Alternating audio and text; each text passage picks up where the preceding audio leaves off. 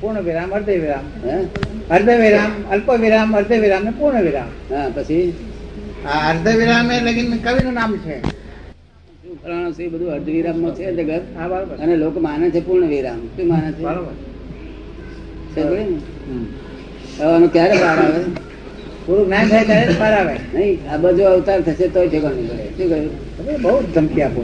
ધમકી નથી આવતો. તમે અવતારને તમે અવતારને જો સમજો ને તમે, હા. તો ધમકી ના કહેવાય. અવતાર તો 1 કલાકમાં 5 લાખ થાય છે. એ કેવી એ સમજાય તો બસ હવે પાછા અવતાર થઈ ગયા તમે આ રૂપ આવું આ સંસારનો જે સ્વભાવ છે જાણો નહીં ને, એટલે તમારા મનમાં એમ કે ઓહો આટલા બધા અવતાર. તમે તો કેવા જાણો હા. આ અવતાર થયો એવું નહીં. હા, તો એ સમજાવો ને. એક અવતાર દેવનો હોય ને હા, તેમાં 5 બધા અવતાર પેલા પૂરા થઈ જાય. એક દેવનામ. હા, એવડા મોટા દેવના અવતાર, નરગતિમાં એવડા મોટા અવતાર, અને અહીં તો સૂક્ષ્મ એક શ્વાસોશ્વાસમાં 17 વખત મરણ જીવે. 17 વખત ત્યાં અહીંયા એકનો એક જીવ 17 વખત મરણ જીવે. અત્યારે મૃત્યુલોક. હા, હા. એ કેવી રીતે જરા સમજાવો ને. મૃત્યુલોક તો વધારે છે ને. હા. આયુષ નાનામાં નાનું હોય તો મૃત્યુલોકમાં જ છે. મૃત્યુલોકમાં જ આયુષ નાનામાં નાનું છે. નાના જીવો એ બરોબર ને. અમુક અમારા માણસ નો અવતાર કેટલા વખત નો ને. માણસ નો અવતાર ની વાત કરું છું. માણસ નો અવતાર તો માણસ ના અવતાર નહીં ભટકવું જ પડે ને. ચંદ્રકોશી નાગે ભગવાનને દંશ માર્યો. ચંદ્રકોશી નાગે ભગવાનને દંશ માર્યો અને લોહીના બદલે દૂધ નીકળ્યું. અને તે વખતે ભગવાનને લોહી નહીં નીકળ્યું પણ દૂધ નીકળ્યું કે છે. દૂધ નતું નીકળ્યું, પણ ભગવાનનું લોહી બધાથી જુદું હોય. તીર્થંકરોનું લોહી જુદું હોય. એ જે શ્રેણી છે ને તેનું લોહી જુદું હોય બધા કરતા. જો બરાબર. એક ગ્રુપ જ જુદો, એનું ગ્રુપ જુદું હોય. એટલે કોઈ ગ્રુપ ને મળતું ના આવે. કોઈ ગ્રુપને મળતું ના આવે. હા, તે આપણે દૂધપાક હોય છે ને, હા, તે ખરેખર પાક થાય છે હા, ત્યારે ગુલાબી રંગ નો થાય છે. હા, હા, બરાબર. એવું એમનું બ્લડ હતું, ગુલાબી રંગ. ગુલાબી રંગ. દૂધપાક જેવું બ્લડ. તો બરાબર. બિલકુલ લાલ નહીં. એકદમ લાલ નહીં. ભગવાન નું લડ એવું છે. એટલા સંતોષ છે જે મારો ડંગ એ પેલું પેટું મળી છે. હા, એની સાથે ભાન થઈ ગયું. ચંદ્રકોશી ને બંધ થઈ ગયું. હા, હા, હા, હા, એમ થયું. એટલે બૂમ કેમ પડી, આંખમાં પાણી કેમ રડી કેમ ઉઠ્યા. એટલે માં ખરા ભગવાન જ બૂમ પડે રડી ઉઠે તો જ ભગવાન કહેવાય. ખોટ ભગવાન. એ તો અહંકારી કહેવાય. શું કહ્યું? હા, એ તો એમ કરે. અહંકારી બૂમે ના પડવા દે અને આંખમાં પાણી ના નીકળવા દે. શું કહ્યું? આ તો સહજ ભાવ. અને પણ પોતાને કશું દુઃખ નહીં. પોતાના દુઃખ નહીં. તો દુઃખ કોને દાદા? આ બૂમ પડી, આંખમાંથી આંસુ આવ્યા, તો દુઃખ કોને? જે માલિક હતો દેહનો, તેને દેહનો જે માલિક હતો તેને તે વેદે અને પોતે જાણ. પોતે જાણે. વેદે અહંકાર વેદે અહંકાર છે. અને પોતે જાણ. અહંકારે પણ પેલો કેવો ડિસ્ચાર્જ મૃત પ્રાય થઈ ગયો. નિષ્પ્રાણ. જીવતો નહીં. દેહનો માલિક અહંકાર નહીં એમ. હા, હા. આ પેલા ખીલા નાખ્યા હતા તો લોહી નીકળ્યો છે ને ભગવાન ને. એનું વર્ણન આવતું નથી કે સફેદ નીકળ્યું. એ વખતે કોઈ એમ નથી કહેતું કે સફેદ નીકળ્યું એમ. ના, પણ ટીકા તો બહુ નીકળ્યું ને. એક બે છોટા નીકળ્યા તે ભરવાડો નાખેલા. હા, અને ખીલા નહીં નાખેલા. બરું નાખ્યા. આ બરું ઉગે છે ને ખેતરમાં તેમ કરી દીધું. એટલે ના તૂટી ગઈ મેં કરી દીધું. શું? તો પછી એને કર્યું એક બે રંગ કર્યો, પણ છતાં બૂમ પાડીને બોલ્યો. બધા ભક્તો બેઠા હતા. અરે ભૂખ લખે તો પૂછ્યું નહીં શું છે?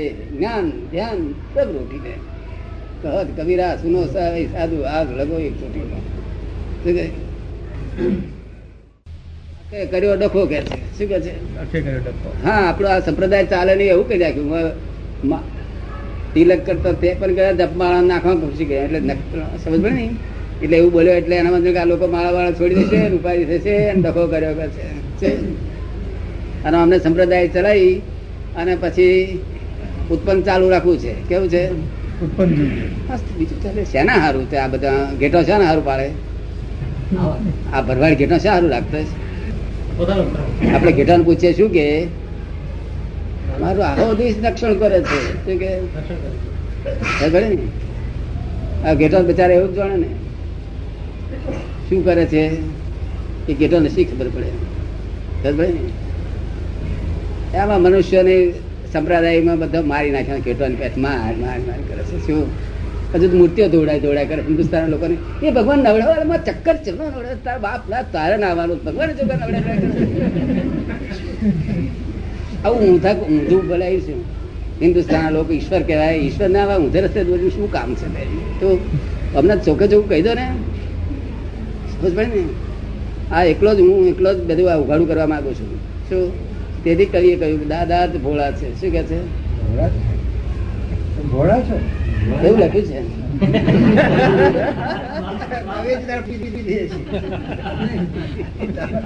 ભોળા માળામાં બધે ભોળા જોયા તમારે એકલા પણ ભોળ પણ નહીં જોયો તો આ ફોડ બહાર પાડેલો જ નહીં આ બહાર જ પાડી દેવા જેવો હિન્દુસ્તાનના ઈશ્વર કહેવાય બધા આ તો પેલા એવું છે ને કે ઘેટાને કઈ ખબર છે બિચારાને ઘેટા એમ જાણે કે રોજ હાચવે છે આપણને કમ્પાઉન્ડ કરે છે પણ એમને અક્કલ ક્યાં છે શિયાળો આવે ને ત્યારે વાર કાપીને વેચી ખાય શું કરે શું ઉપયોગ કરવાનો તે ઘેટો જાણો તમે શિયાળો આવતા શું કરે અને રોજ દોઈ ખાય શું કહ્યું અને બચ્ચાને થોડું ઘણું ધાવા દઈ અને બીજું દોઈ ખાય જો રોજ દોઈ ખાય શિયાળામાં વાળ કાપી લે અને મહેમાન આવે તો બેનું શાક કરી નાખે બે બકરા કાપી ગેસ્ટ આવે તારે એ કઈ ઘેટોને ખબર છે ત્યાંનું શાક કરે કપાય તેને ખબર હતી ભાન જ નથી એ રીતે આપણે ચાલ્યા કરે શાક કરી ખાય તમને ના સમજ પડે બ્રાહ્મણ ને શાક કરી ખાય પડે બે નું શાક કરી નાખો કે છે આપડે બે પોરો લઈ આવીએ બે દૂધિયા મોટા મોટા લઈ આવીએ ખ્રિસ્તી ધર્મ માં તો આ બધું શાક કરવાની છૂટ આપેલી છે કેવી રીતે ખ્રિસ્તી ધર્મ બરોબર છે ખ્રિસ્તી ધર્મ ને શાક કરવાની છૂટ જ હોય છે મુસલમાનોમાં છૂટ છે તમને છૂટ ને તમે ઈશ્વર છો શું કહ્યું આપણા હિન્દુસ્તાનમાં જે આર્ય પ્રજા છે ઈશ્વર પ્રજા છે શું છે બીજી તો અનાળી છે જ તે અનાળી નો રંગ લાગ્યો તો આ લોકો અનાળી થઈ ગયા ફરવા જવું પડે એવું નથી નહીં અનાળી તમે કહ્યું એવું દિલ્હીમાં બધા ભટકાતા હતા એવું દિલ્હી ના વાત કરી એના જેવું થઈ એના જેવું શું નામ થયું બચુભાઈ બચુભાઈ બહુ સારું થયું મને ભેગા થયા ઓળખાણ પાડવું જોઈએ ને એ ફરક પાડેલું ખરું મને ભૂલી ગયો હું પછી ભૂલી ગયો આ તો બધો ડખો કર્યો છે શું આખે ડખો નહીં કર્યો આ સંપ્રદાય વાળા ડખો કર્યો સ્વાર્થ માટે પોતાના સ્વાર્થ માટે ડખા કરે છે શું હવે એમનો શો દોષ વિચારે એમનો બહેરા છોકરો હોય ના અને તે મારી ઠોકીને કઈ બનાવે છે આપણને સંન્યાસી કેવડાવે છે પછી એ તો સંન્યાસી કેવડાવે છે ને સંન્યાસી કેવડાવે છે ને કોણ એ ધર્માચાર્યો મોટા મોટા ધર્માચાર્ય તો સંન્યાસી હોય છે તે કરાવે સંન્યાસ હિન્દુસ્તાનમાં છે જ નહીં આજ મને કોઈ પૂછતો હતો કે પેલા ફાધર પૂછતા હતા રામના ફાધર પૂછતા હતા તમે સંન્યાસી હિન્દુસ્તાનમાં હોય નહીં સંન્યાસીનો અર્થ લોકો સમજતા નથી અહીં જે લોકો સંન્યાસી કહે છે ને એ તો લૌકિક સંન્યાસી છે કેવા છે લૌકિક એમાં તો વાઘરો ચાલ્યો જાય કેવું લૌકિકમાં તો વાઘરો પહેરી ગયો તો ચાલ્યો જાય ભગવાન લુગડો પહેરી અને જરા બોડું બોડાવી નાખાયું અને પછી તેલ બેલ ચોપડ્યું વડા પર તેલ બેલ ચોપડી નીકળે અમને સરકાર સીધો ના હોય મહીથી નીકળતો ના હોય બહારનો જ સરકાર ચોપડે બાકી સંન્યાસી હોતો છે સંન્યાસ તો હોય ને સંન્યાસીને બિલકુલ મારીએ તોય ક્રોધ ના કરે શું કહ્યું ગાળો ભળીએ તોય ક્રોધ ના કરે સમજ ને અપમાન કરીએ તોય ક્રોધ લોભ ના હોય ક્રોધ સંન્યાસ બહુ ઊંચી કરી આ તો બધા ત્યાગીઓ જ્યાં જાઓ તો હમ મરે નહીં ત્યાં સુધી કશું વળે નહીં હમ તો મરેલું મેં જોયું નહીં જ્યાં જાય તો હમ અને પછી મમે ખરું જોડે મમે ખરું એમાં કશું વળે નહીં આ તો સંસારીઓમાં આ છે ત્યાગીમાં આ છે તો રહ્યું છું એમાં ફેર શું રહ્યો